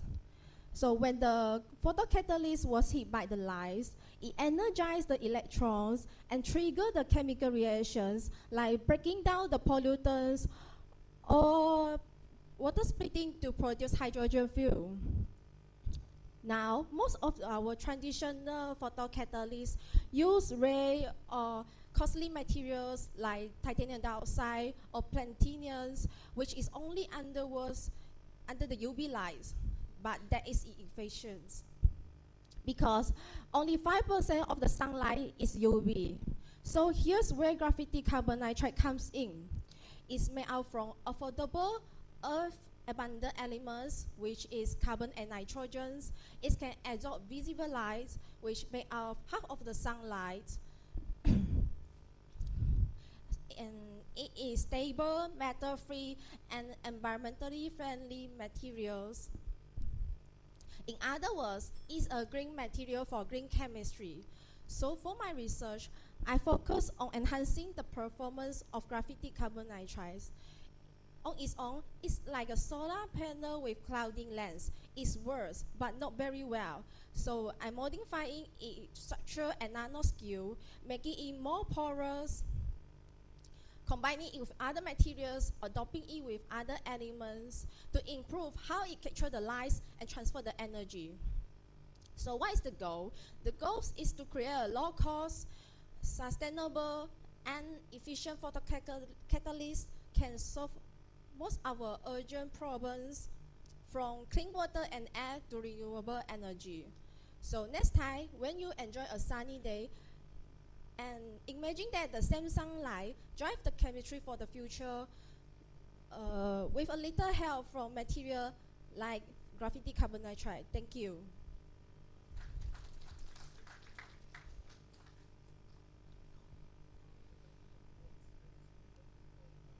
Yeah. My one is photocatalyst. His one is electrocatalyst. So mine is focusing on environmentally clean up, like degrading the wastewater, and at the same time can produce a small amount of electricity using the sunlight. Yes. Metals. Yeah.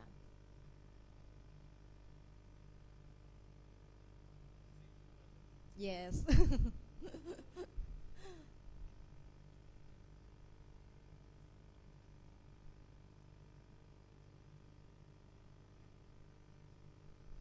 Okay, thank you Okay, very thank much, you. Miss O.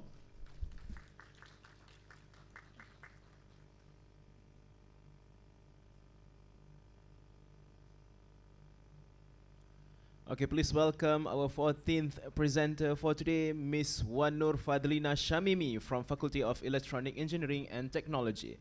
Mic check. Mic check. Okay.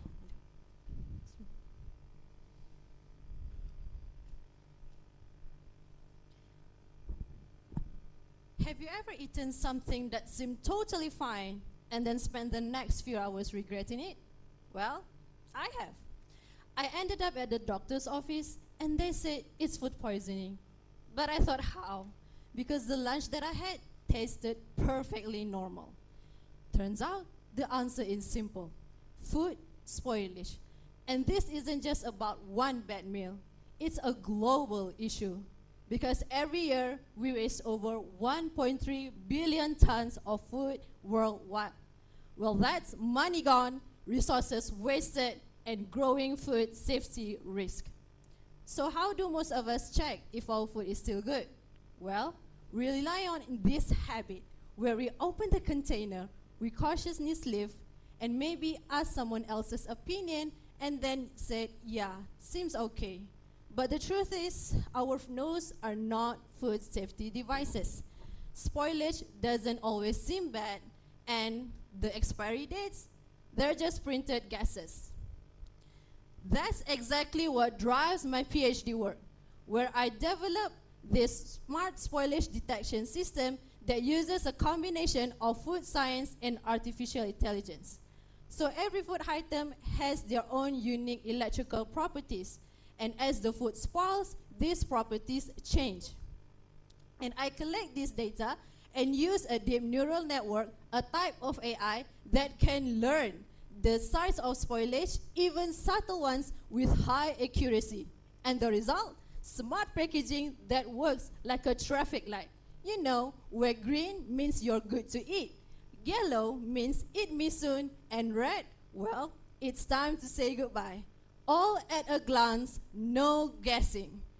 And the impact of this to the world is less food waste, because we'll know when the food is still safe to eat, improve food safety by catching spoilage before the contaminated food, and also cost savings for retailers, manufacturers, and consumers. But most importantly, it gives us back control, as we no longer guessing, we are well informed. So imagine a future where our food can say, hi, I'm still safe to eat, or do not eat me today. Well, that's not some sci-fi fantasy anymore.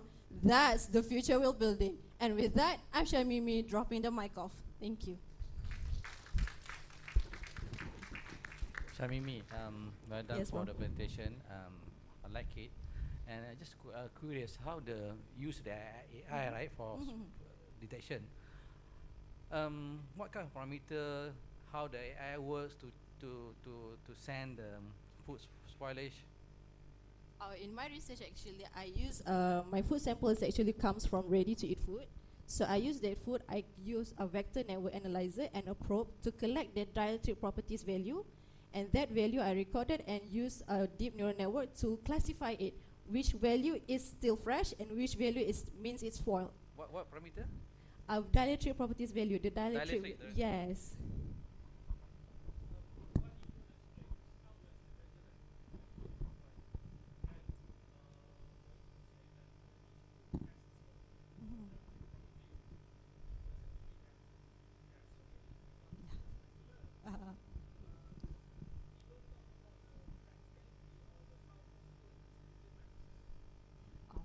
for me, in my research, the way I collect data is up to this day, I collected around 15 ready-to-eat food samples.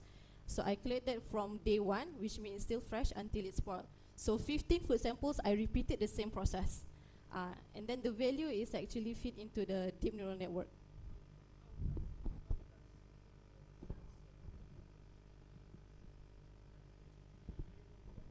That one is under development. So this will be, because that we haven't reached into that part yet.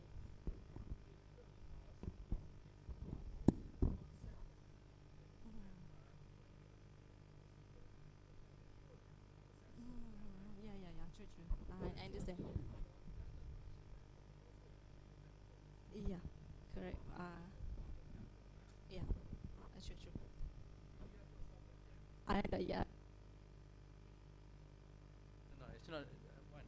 It's not necessary to solve it. You just explain it. Maybe you can need to have a variety. So you need to have a data for different food and different dietary properties, Yeah, I understand. and then you can use it for AI training. Yeah, true.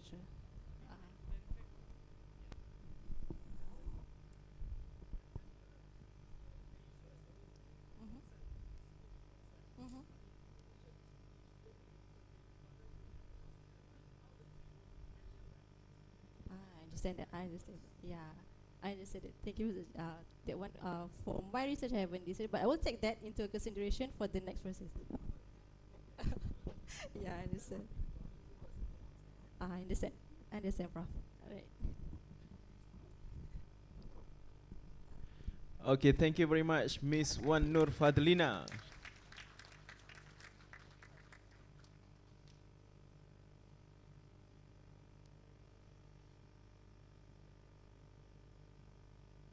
Okay, ladies and gentlemen, our 15th and the final presenter for today.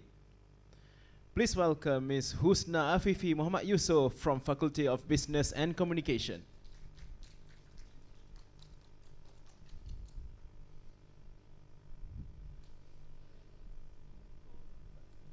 Assalamualaikum. Good morning. First, I would like to ask you, is there anybody here who don't have a social media account? Anybody? You have social media account?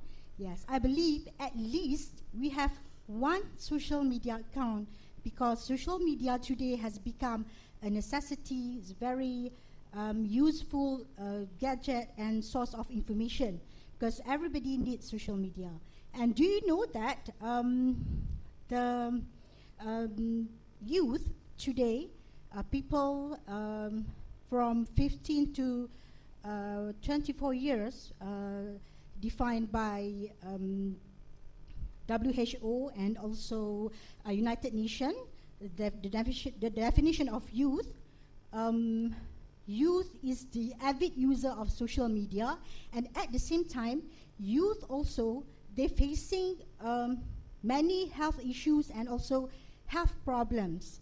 So you don't think that the elderly also have the health problems today, but youth also now, they also facing the health problem. So when we see, why we use social media today to gain information, to socialize, to also gaining entertainment, and also for, we can say, the emotion support from social media. And youth also, actually in my studies also, youth, I found out that youth also use social media for that purpose. So when we have a lot of social media, because now today we have Facebook, we have Instagram, we have also, what else? YouTube, we have also WhatsApp, also considered as social media. And now also we have what? The current one. Do you have TikTok? Maybe for education? We can also use TikTok for education. Okay, because we have been flooded with lots of social media platforms, so the information will be overloaded. So here, what we need to do is to have a good health literacy skills, because health also one of the type of information that we gain today, and we need to have a good health literacy skills in order for us to keep us healthy and also being in a good health status. So that's why my study, I'm focusing on the role of health literacy towards the relationship between health-related social media use and also our health outcomes or health status. Okay, so I'm using also the theory that underlying my research is a health belief model, which is psychological. It's a psychological framework where it can predict the health behavior among us. And my main findings, I found out, I would like to find out the, my main findings, I found is to my findings, I find out that health literacy mediates the relationship of health-related social media use and also health outcomes or our health conditions. Thank you. Question and answer, sorry.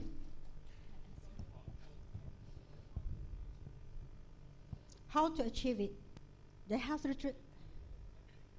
Yes?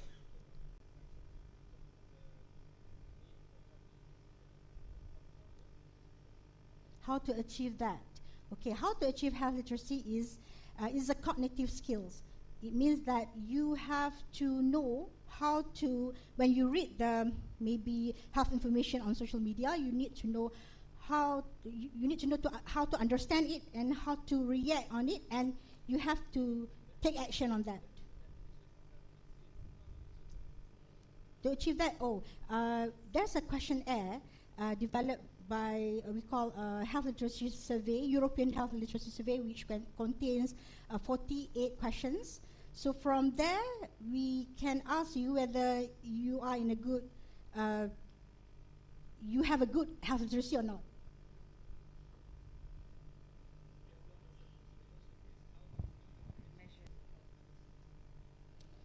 How to achieve that? Yes. Mm-hmm. How to achieve health literacy? How to achieve that is by understanding what you are looking for on social media, and also you have to have an awareness also on your current health.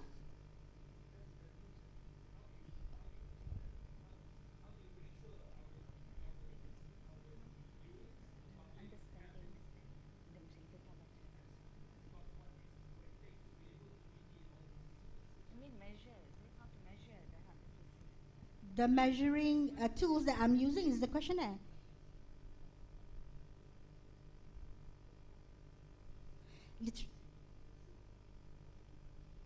Literacy is something that you need to, it should be based on score.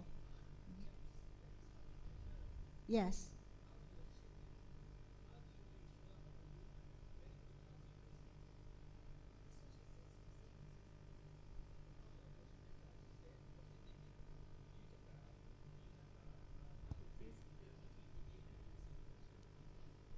Yes.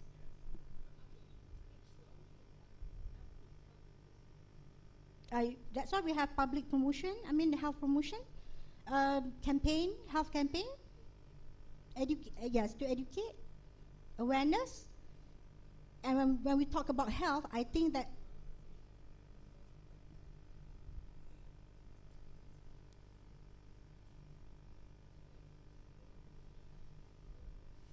Okay, thank you very much, Miss Husna. Oh, ada. Okay, yes. sorry, my apology. Right, you're mentioning platforms like TikTok and Instagram. So do you think that these platforms can actually help to improve health literacy awareness and maybe give, in a way, educate students and of course Youth especially. Yeah, youth especially. Yes, I'm very sure because people nowadays, they, you know, every day you're scrolling, you find the information. So sometimes when you can see the social media, it has a function like FYP. So when you first time maybe scroll it based on algorithm, so that will come out to you when you maybe scroll at it. So I think it's yeah, a better platform it's compared better to platform pamphlets for and normal. yes, yeah.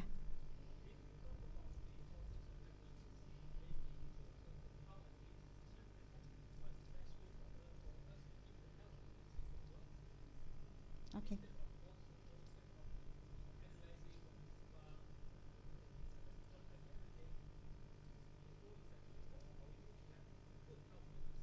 Yes.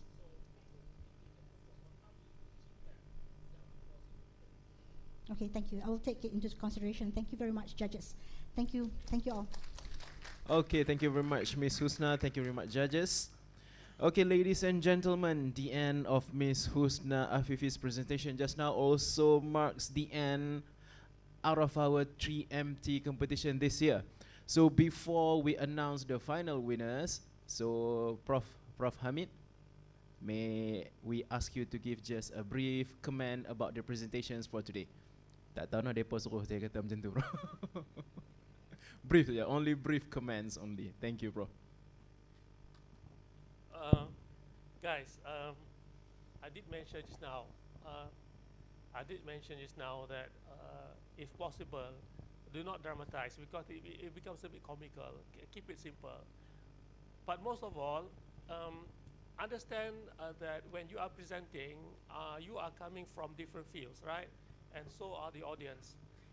Please try to give the presentation in a what I call this, in a layman's term. Macam mathematics tadi kan, it's very difficult for somebody else from who's for social sciences to understand actually what is quadratic equation and things like that. So and focus on the significance of your work. For example, tadi yang saya tanya pasal health literacy kan, actually that is the thing. That's actually you're trying to say that with social media, health literacy is actually very important. So actually, why don't you focus on how actually to achieve that, instead of talking about the importance of health literacy? Because if you say, like, say for example, health literacy is important, how do you actually achieve that? Like, say for example, about the security, internet security. But people will be using, how do actually people ensure that if I use internet, I want to ensure the security of my connection. So I mean, like, sometimes we have a concept, we think the idea will work, but think it through, read more, because sometimes an idea will be just remain an idea because the difficulty actually implementation of the idea. So thirdly, maybe fourthly, do not overclaim. If it's a concept, it is a concept, because the concept to implementation actually may be a long journey. So keep it simple, keep it real, do not overclaim, and I think lastly, all the best. Thank you very much, Prof, for the comment just now. Okay, let's have a little break while our secretary is calculating your final marks. Before we announce, then let us watch a promotional video on Tahun Melawat Perlis, if I'm not mistaken. Okay, just for a few minutes time, and then we will go through the This is Perlis, prize giving ceremony. a place that is bonded together by its people and heritage, where stories of old come alive through its beauty and rustic charm. There is something that makes this land an unforgettable escape for those who visit, making it one of Asia's best kept secrets. Getting here is a breeze via the many modes of travel from anywhere in Malaysia. We know ensuring a smooth journey is as important as the destination. Perlis, an alluring destination that offers every traveller a special moment to experience. An eco-traveller's dream Experience a journey that awakens the senses for all those that dare. For the even more adventurous, venture into Kelam Cave, a cave system through a limestone hill that has been in the making for millions of years.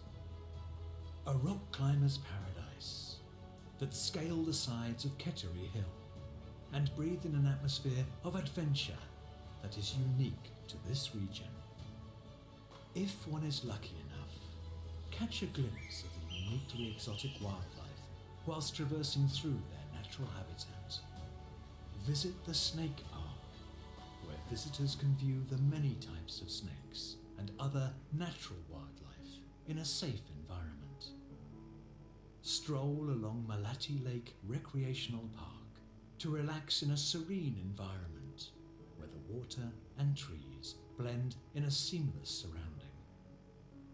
Perlis is host to an abundance of farmland that grows various types of fruits, where you can also witness firsthand the many products made from it. Why not visit one of our many plantations, where the fruits and produce is as fresh as it can be? The Perlis Herbal Forest is a botanist's dream, where one can view the many different types of herbs that can be found in Perlis. Offering a host of accommodation in many forms, try staying in a homestay for a truly local experience. Take a walk along Jalan Kangla, showcasing a diverse collection of street art and activities that are sure to fulfill your photography collection. Sample the traditional delicacies and a fusion of modern-day delights. Our specialty local dishes are sure to leave your palate wanting more. If you're in the mood for some shopping, stop by the border town of Padang Besar, where there's always something for everyone. Experience shopping under the cover of nature, where the shops are set up under rubber trees, creating an authentic feel of shopping as it was in days past. Kuala Perlis, a place where the night comes alive with activities. Located by the seafront, prepare for an abundance of delicacies that cater to everyone's personal taste. Take a quick detour to visit the residence of His Majesty, the Raja of Perlis. Once there, one must visit Masjid Alwi, where religion blends with architecture to emote a sense of calm and serenity, tracing its history back hundreds of years. Visit Kota Kayang Museum to get a feel of our proud heritage. Festivals abound in Perlis. Feel the warmth and culture of traditional games at the East Wind Festival, where you experience the real vibrance of the locals competing and enjoying themselves. If your timing is right, witness the scenes at our annually held longboat racing at the Water Festival. Feel the highly charged atmosphere that will leave you cheering for your favourite team. Experience Perlis, a truly magical place that emotes a sense of love for nature and the environment, that comes together with a blend of tradition and history that transcends time. A destination like none other.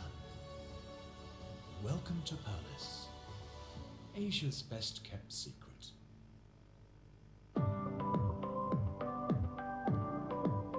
Andai diberikan permata, emak manis ala amboi amboi. Aku nyawa kau rada. Kau memang kuat. Hai, saya Haziq Rosli. Saya Siti Nurhaliza. Iris Rosli. Saya Saraswati. Kami.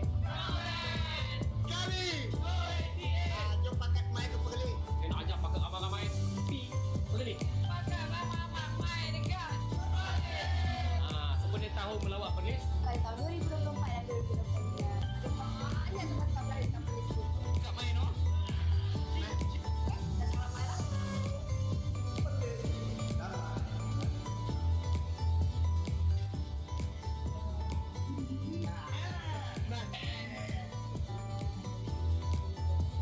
This is a magical place, full of wonders and surprises. This is a place of inspiration, where nature and arts collide.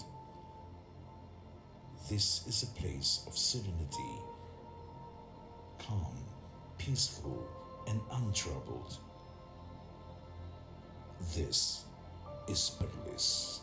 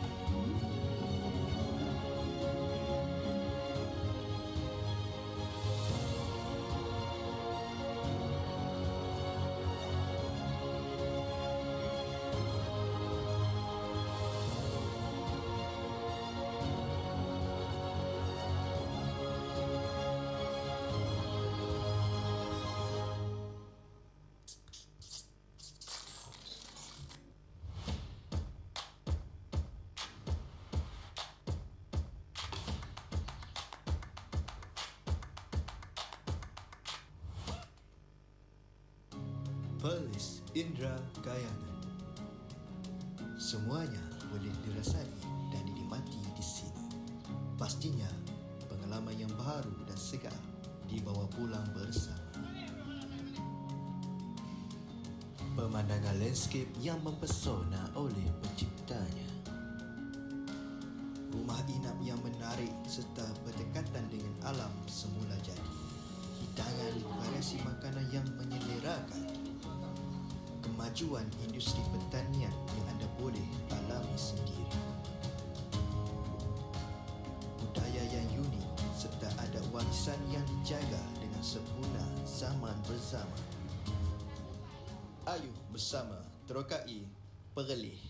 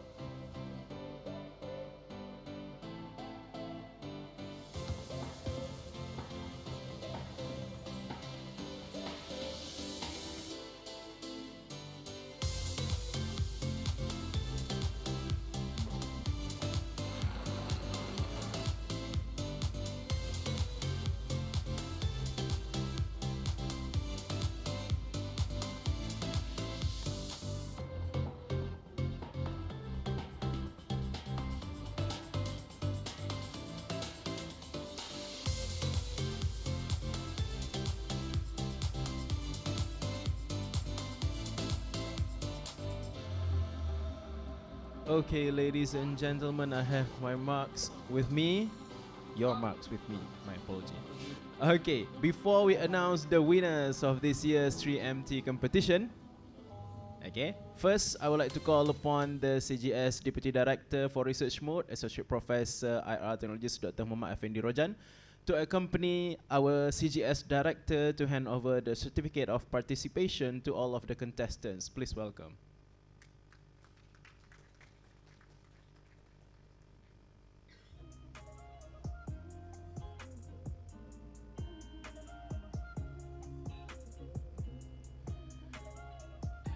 Okay, please welcome our first presenter for today, Mr. Dixon Ling Chuan Hao.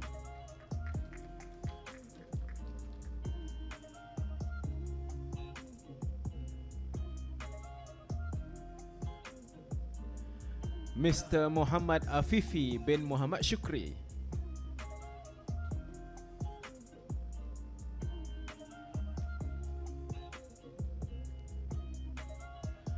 Mr. Goh Sun Wah.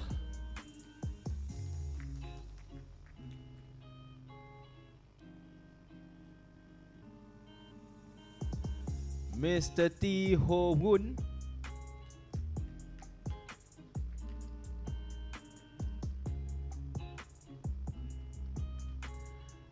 Mr. Duan Regan Anak Broster.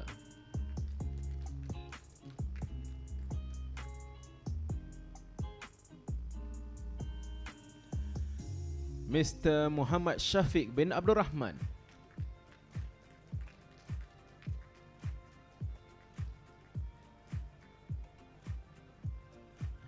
Miss Hing Ming Hui.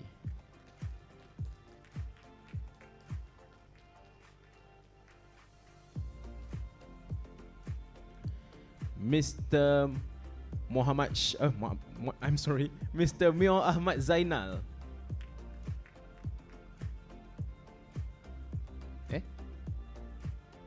Oh, okay.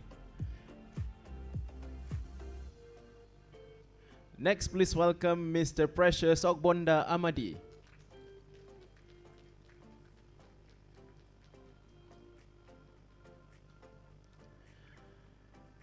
Mr. Ko Kang Zeng.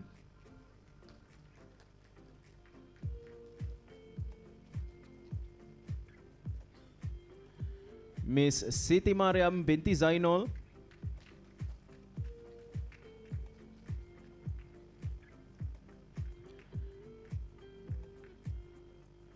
Miss Rashida binti Mat Saad.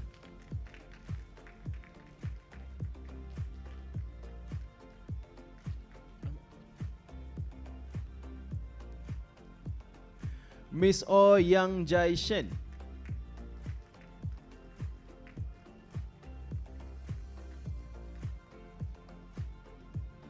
Miss Wan Nur Fadlina Shamimi.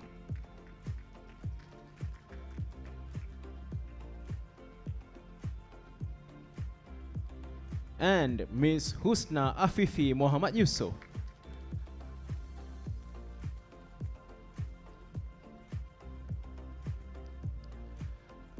Thank you, CGS Director. Please remain on the stage. Thank you, Dr. Effendi.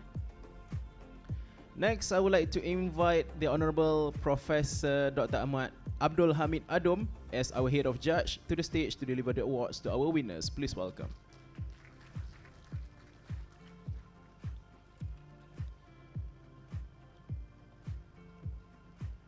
Okay, the moment that we have been waiting for the social science category. The one and only, please welcome Miss Husna Afifi Muhammad Yusof.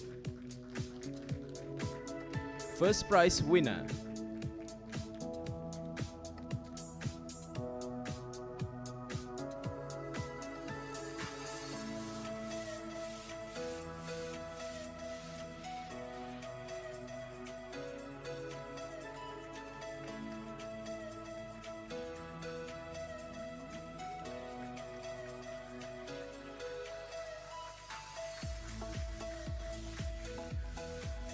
Next is for the Science, Engineering and Technology category. Third prize winner. Please welcome Mr. T. Ho Woon.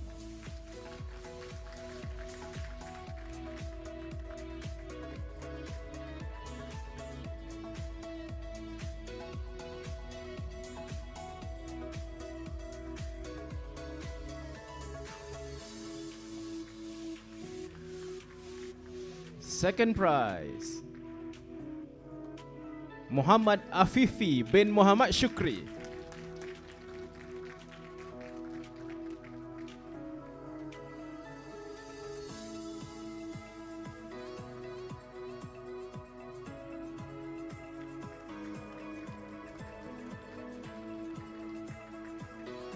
And the first prize winner. Please welcome everybody, Mr. Goh Sun Wah.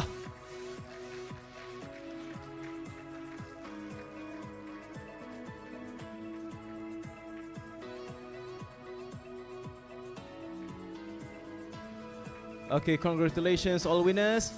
Prof, tunggu sekejap Prof. Next, I would like to invite Associate Professor Dr. Rafika Aliana, CGS Deputy Director for Coursework and Mixed Mode, to accompany the Director to hand over the Certificate of Appreciation to the judges. Okay, to begin with, our head judge for today, Professor Dr. Abdul Hamid bin Adom. Thank you, Prof.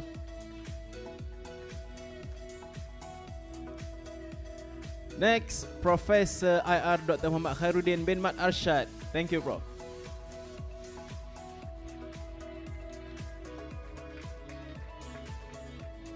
Next, welcome Associate Professor Technologist Dr. Nur Hafiza binti Muhammad. Thank you.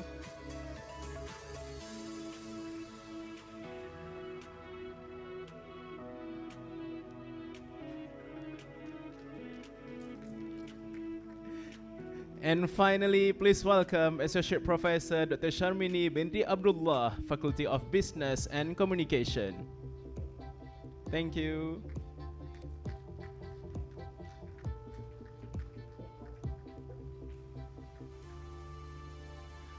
Okay, thank you, the Honorable CGS Director.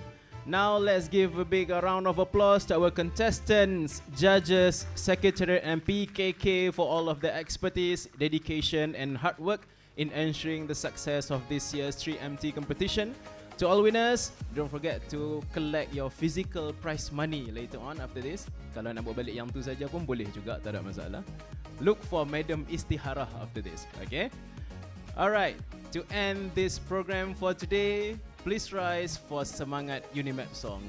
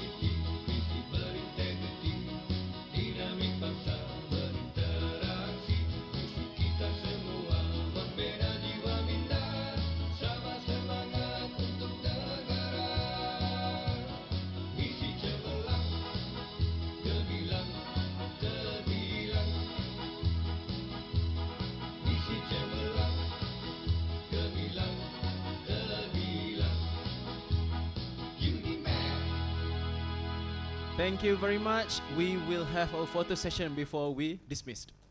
Mana dia fotografer kita?